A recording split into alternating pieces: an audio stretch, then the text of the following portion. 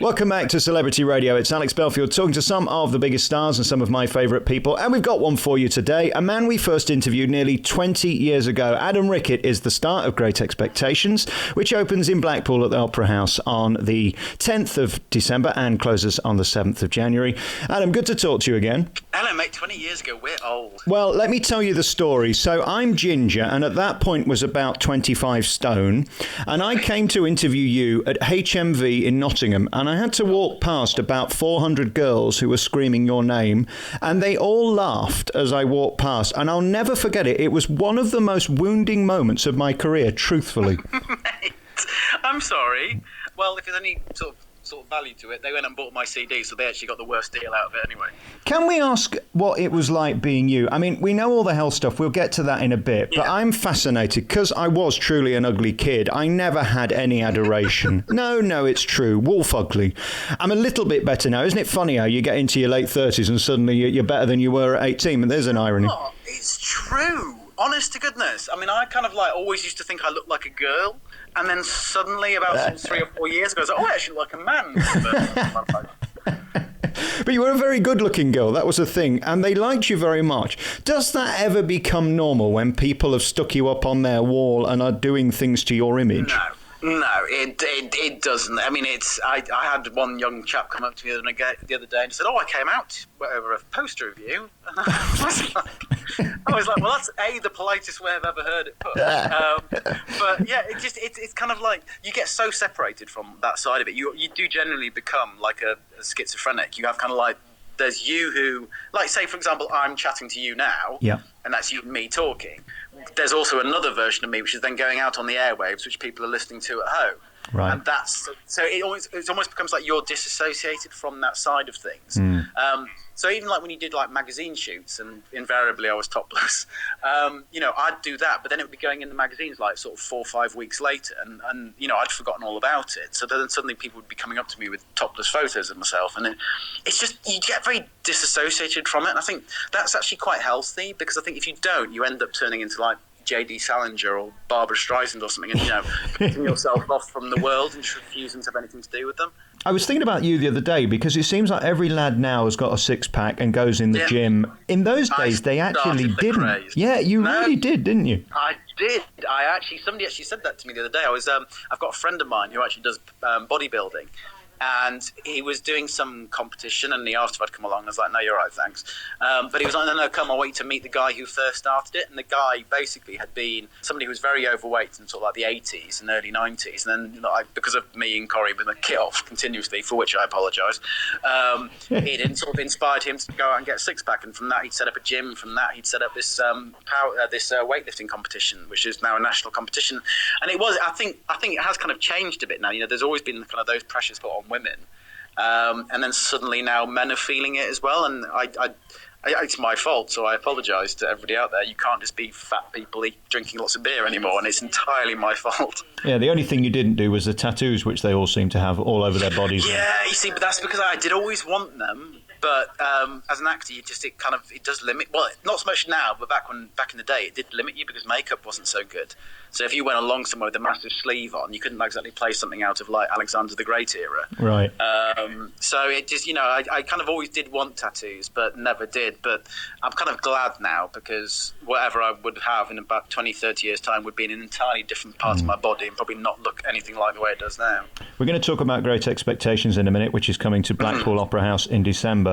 Just that feeling of the adoration, and when you become sort of a bit of an arsehole because of it, is it impossible to not get carried away with that stuff? Because it's so embracing, isn't it? I was the complete opposite of that.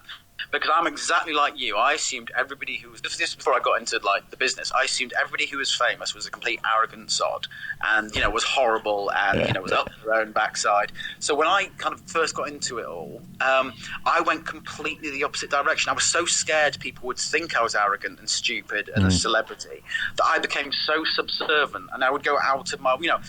my biggest fear in the world would be that somebody would go, oh God, he's such a wannabe, or something like that, or he thinks he's so much better than me, and it made me absolutely paranoid. So things like, I'd be in a club with some girls or something like that, and these blokes would come up and they'd start giving me shit or something like that. Sorry. No, it's fine. Okay, and rather than just turning around and smacking them, I'd be the one who'd kind of like have to walk away because I wouldn't want them to, get in the papers for me. Because invariably, if you'd hit one of them back, they'd have turned up in the paper the next day the fact that they were a choir boy when they were 4 years old, and it'd been Adam Rickitt beats up choir boy. So I became so worried that people would kind of think I turned into this whole celebrity that I did almost become a bit paranoid about it, and kind of just got to the point where I just didn't want to go out because I was, getting kind of that attention, and at the same time was really embarrassed by it and fearful that people would think I was arrogant. And by the way, you were lovely to me that day. It was just everybody laughing at me that's wounded me for the rest of my life. Sorry. And you made a joke about your music earlier. I mean, you sort of put it down as crap. It wasn't really. I mean, people loved it. I mean, for that moment, which is the point of being a pop star, which means 1 minute you're popular, the next minute you're not, people were into you. Do you really view it with that much contempt? I don't see. I mean, to be honest, I've got very much a love-hate relationship with the song "I Breathe Again." The whole the whole actual pop star part of my life. I don't regret it because it was an experience, but at the same time, if I was going back, I wouldn't do it again. Just because it was nothing that I thought it would be. I thought it would be me out, being a bit of a rock star, going to like gigs every single time, going on tour, living, being on tour buses with loads of, mates around. And it's not, especially when you're a solo artist, it's literally you sat in a room doing nothing but interviews. But this is back in the day. This isn't like nowadays, because nowadays the only way to become an artist is to do a lot of live music because you have to build up that crowd support. Back then it was just about how many covers could you get, how many smash hits covers. So I would literally spend my entire life, and bearing in mind the journalists who were working for these like papers, things like that, they don't want to be doing that. They want to be working for like Empire magazine or something like that. So they would literally be given your biog and they'd just turn up and they'd all ask the same question. So you would spend months on end saying the same questions, and then, as I said, in a year and a bit of doing it, I sang live in this country once, because the rest of the time it was just running. You'd be doing so much press. You'd get to things like the poll winners party 5 minutes before you go on stage. So there's no time to do things like sound checks. They literally just throw you on with a fake microphone. And so I just kind of didn't. And then didn't have the band obviously to like banter with and have fun with. But then we'd become like really good friends with my dancers. But then the record cable company didn't like the fact that I was becoming friends with my dancers, so they fired all the dancers.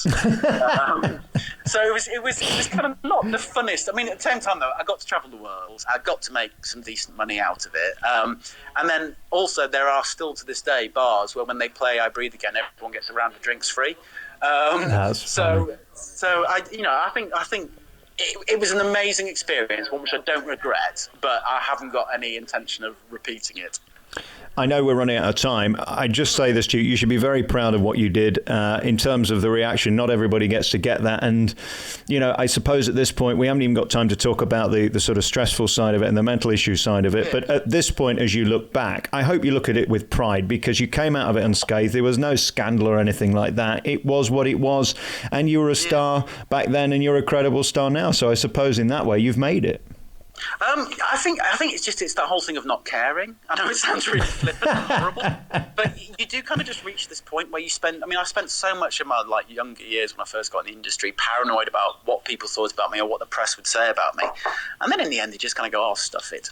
I'm doing things I enjoy. I mean, the biggest godsend to me was the fact that you had suddenly Freeview appeared and reality TV started and social media started. So suddenly, because when I first started, the only people who were in like the celebrity gossip columns were the soap stars. Right.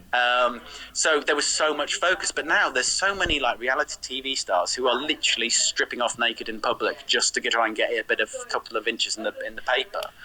Or more. Or more. If you don't want to go down that road, you don't have to. You can just do what you enjoy. And to me, I enjoy acting, so I just kind of do that. I've met the love of my life.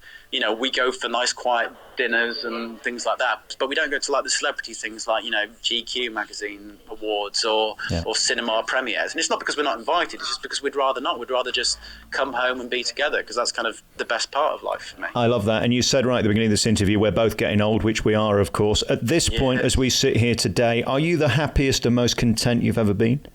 Yeah, definitely. Yeah, 100%. I wish I could go back and sort of say to my younger version of myself, don't worry, because when you're reaching the age that I am now, you're going to be so happy. And it is because you've been very lucky, but at the same time, it's also because you've kind of, when you've had your knocks, you've been strong enough to get back up and keep going. And I think that is, 90% of what this industry is. It's having the knocks, but not ignoring them, but kind of just like accepting that's part and parcel of it and carrying on. You're a big star in my eyes. I wish you all the best with Great Expectations. We're going to talk again before then. I'd love to do a proper sit-down chat with you because you've had such an extraordinary life. You're coming to the Blackpool Opera House from December 10th through January 7th, 2017 for Christmas with Great Expectations. You're going to be magnificent in it. If I could have been your penis for just one day, Adam, I'm telling you, what a miserable life I've had. You don't understand the power of beauty. That's all I'm saying. Do you know what I mean? Well, sorry. There you go. Adam Rickitt, big star. Thank you so much for your time. Thank you, buddy. Thanks very much, matey.